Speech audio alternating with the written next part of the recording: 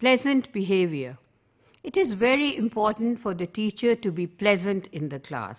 No matter the conditions of the classroom, sometimes are really bad to keep the teacher unpleasant in her mood. For example, sometimes it is very hot, the fan is not working, or the classroom is dark and there is no light in the classroom, or the space is less and there are more students. We are all aware of such circumstances and situations in our classroom, but we cannot change them by being unpleasant on these conditions. The only way to change the atmosphere of the class is in the hands of the teacher. No matter all these things, they do upset us sometimes, but the teacher is the manager of the class. She has to take care that because of these things, the students would be more upset because they are younger in age and less experienced and have more emotions towards expressing the feelings of unhappiness in the classroom. If the teacher adds to this unhappiness, then it becomes a very difficult situation to become a happy student in the class. The environment of the class has to be maintained by the teacher, and it is done with the help of the students and with the help of the other administrative staff in the school. So it is a good practice to discuss your problems with the heads in your school or other colleagues in the school.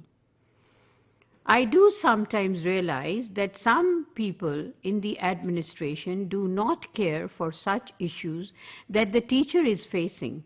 For example, I have an example of a teacher who told me that her class was always dirty and it was never ever taken care by the administrators to get it done by the cleaners to have a clean class.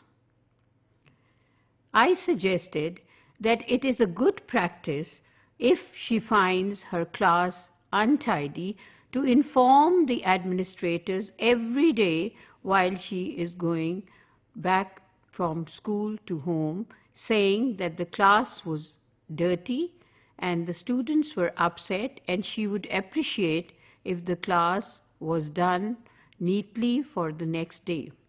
Even then, if there is nobody listening to her, she can sometimes make an effort with the students to clean up the class as much as possible. She can also inculcate the habit of keeping a dustbin to throw the rubbish in it, so that the students would know that they also need to keep the classroom tidy and they should also keep the atmosphere of the class pleasant. The teacher's behavior to show the annoyance with the administrators in the classroom is a practice which does not create any feelings of respect for the students to respect their elders or people in the administration.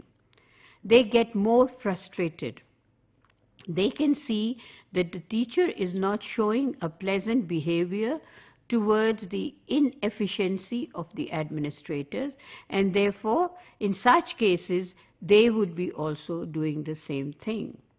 But what are we going to get out of showing unpleasant behaviors in conditions which are difficult or upsetting? Unpleasant behavior cannot solve the problem.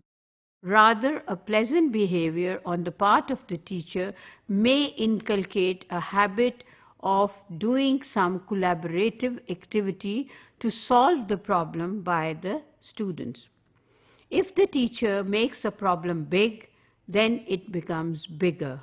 If the teacher tries with her pleasant behavior to make a problem the one which can be solved, then it becomes easier for the students to understand the situation and take it to be the one which can be solved by the students.